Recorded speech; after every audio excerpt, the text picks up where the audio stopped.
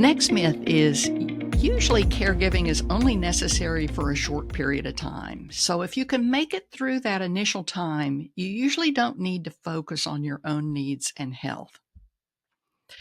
Well, the length of caregiving can vary greatly depending on the needs of the person receiving care. And I think one of the most difficult things about entering into caregiving is not knowing what to expect. I remember in taking care of my husband who had Alzheimer's that frequently throughout his needing care, I would wonder, how long is this going to go on? What can I expect next month or next year or in the next 3 or 4 years? How long does he have to live? It's really difficult not always knowing what you're going to need from one period of time to the next. And I think for a lot of people who come into caregiving very suddenly and unexpectedly, there's that initial time of crisis and trying to adapt and get their needs met on an emergency basis. But then if the caregiving goes on, that begins to change and there's more of a long-term view that starts to happen. And you may or may not know at the beginning whether your loved one will fully recover or not. If their illness or disability happens suddenly over a short period of time, the initial phase of caregiving may be in the midst of shock, disbelief, and a time of crisis. And you may cope by just tuning out everything else and focusing on the crisis at hand. That's very common, and it's one of the ways that we have of coping with those types of life changes. The time of crisis will not continue forever. But for one thing, our nervous systems just can't sustain that. And it will begin to settle in, and you'll be able to think in a more long-term and broader way. If the onset is gradual and you see it happening over a longer period of time, you may have time to consider, what is happening? What does it mean? How's it going to impact our lives? And then you gradually start planning, adjusting, grieving, and gathering supports for yourself and for your loved one. Caregivers and their care partners have a variety of experiences which are overlaid on their own temperaments and their own situations at the time. We don't often have life experience with what is happening to us. Not many people caregive repeatedly, although some do. It's important to start accepting help and gathering supports even at the beginning of caregiving and even when we don't know the long-term prognosis for our loved one. So even in the short term, get help you need in the moment and then seek out appropriate resources and effective supports for the long term if things don't resolve in the short term. It's important that we kind of stay light on our feet, and at any given time frame within our loved one's illness or disability, that we assess what our needs are at that point in time and appropriately gather those supports and resources around us. And those may change and probably will change over time. Moving on to myth number 7. It's not necessary to have a care plan in place for your loved one. After all, we know what they need and we'll take care of it. No. The truth is that having a care plan in place can help ensure that the person receiving care is getting the support they need and that the caregiver is able to manage their responsibilities effectively. So what is a care plan and how does it work? Well, a care plan is a written plan that addresses the needs of the person receiving care. Those needs may be kind of broad in nature, but they also may be very specific. For example, the care plan may include how you're going to toilet that person. Do they need help going into the bathroom? Do they need help on the toilet? How, if they, for instance, if they are a large person, how will you be able to do that? Who will do it? Who will do it at what times of the day? How will the middle of the night be handled? And so the care plan can designate if there are any kind of physical supports or adaptations for your home that is needed. It will address that the person doing the care has the skills that they need to make it safe for them to provide that care.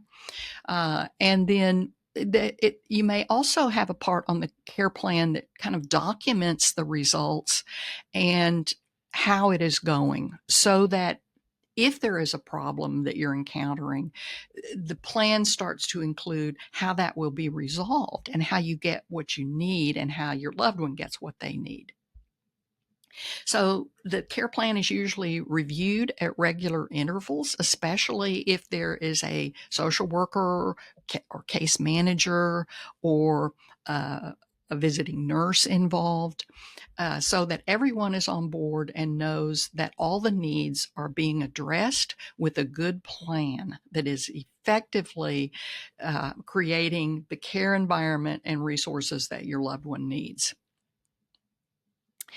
Now, myth number 8. Well, I want to go back to myth number 7 just for a minute and touch on it.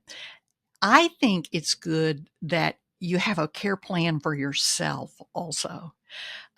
You can model it in structure of how care plans are done for the person receiving care, but your care plan will include kind of a plan for how to take care of your own needs. For instance, if you are physically exhausted, there may be a plan for how you will have some time away to rest and to recreate and to restore yourself so that you have physical energy. It may include things like a mental break for yourself where you can engage in activities that you enjoy that tend to restore you. And let you connect just with pleasure and feelings of accomplishments in areas that are additional to your caregiving. So I think it can be really helpful for caregivers to have a care plan for themselves on how they're going to get their own needs met. So, okay, now moving on to myth number 8. All caregivers are female. Oh my goodness me. There are all types and varieties of caregivers. There are even children and teenagers who are caregivers in their time at home for their family members. And both men and women can be caregivers. And it's important for both men and women to have support and resources available to them. I've been really struck by how sometimes the needs of women and men caregivers are a little bit different because they tend to think about their caregiving in a little different way. Many women and some men have been very involved in raising children or taking care of disabled siblings, and they're a little more used to it, and they have experienced how sometimes they're going to feel inadequate. And that's just the way it is because the needs may be very great. They know what it is to be tired of it. They know what it is to want to be able to do other things at times. And they have a little bit more understanding that they are not going to be perfect. They just do the best they can. Sometimes men who have been very successful in their lives and have been real go-getters have started businesses or had professions where they were really able to make things happen and their staffs did what they told them. And able to kind of tick off those accomplishments and be very proud of them, and they have a lot of um, a lot of confidence in their abilities. But when they hit caregiving, especially caregiving for their wives, their protectiveness and their desire to accomplish goals, it really is a burden for them, because now they're faced with a situation that they may not be able to control. They can only respond to it in the best way they can. And it's very hard for them to accept that they can't change this for their wife, except to do the best they can to meet their needs in their illness or in their disability. And so um, I think for individuals, it's just really important to know that many different types, genders, professional careers, many different people are caregivers. And it's important for you to look at your own strengths, your own goals, and to also embrace your own humanity, that you're a person who doesn't necessarily have the power to fix everything, but you just do the best you can to make it as good as possible as you can for your loved one. Myth number 9: if you are not able to care for your loved one at home, then you have failed them. I hear this many times. Every caregiving situation has its own unique challenges. And the truth is that the needs of the person receiving care, their safety, the caregiver's safety, and the physical and emotional state of the care provider, and even their home's physical and social environment, can vary greatly. It's very different experience for a caregiver who has a handicap accessible home, or who has an extended family that are invested in chipping in with the care. Um, and not everyone has that.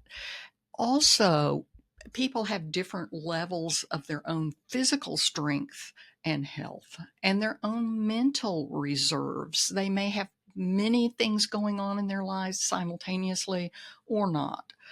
Um, so, every situation is different. And I think one other thing, really two other things that I would say, is safety is a really important factor in what level or what place of care a person needs. Um, it's not okay to continue in a state of physical or mental danger. And sometimes in illnesses, especially in dementia, there may be times with your loved one when they are aggressive or combative and confused. And so it's very difficult to provide a safe environment. And that's often a time when people will seek a higher level of care, such as a residential program, uh, where safety can be assured. Also, the person's comfort level is important. I think, there can be a number of times when this is difficult to achieve, and sometimes there are things you might not even imagine. For instance, sometimes with the visits of grandchildren who are very young and energetic and loud, a person who is having a lot of sensitivity to noises, or is nervous about the physical activity of the children and whether they're safe, or they become agitated by it, that's a situation where the person is really not comfortable. And even though from one point of view, you might be thinking this is wonderful, their grandchildren are visiting, for them it may be a very difficult experience. So there are many things to consider. And everybody's situation may be a little bit different. So take that into account. It's a very personalized thing. And just because one person handles the care of their loved one in one way doesn't mean that's necessarily the way you should handle it. And there's one other thing that I would say about that. Sometimes we have in our minds as caregivers a preconceived idea of what we think the best care for them would be, what we feel responsible to provide. And as we go along in caregiving, we really have to look at the situation and say, am I able to do this? Does this make sense? Is this ideal vision I had for how I wanted it to go really realistic? Might there be some other way to do it which would better meet their needs and which would be accessible for them? Either financially or socially or just logistically. So it's very individualized. Don't judge yourself harshly. If you have to change your plans, just do the best you can to provide what they need in the moment.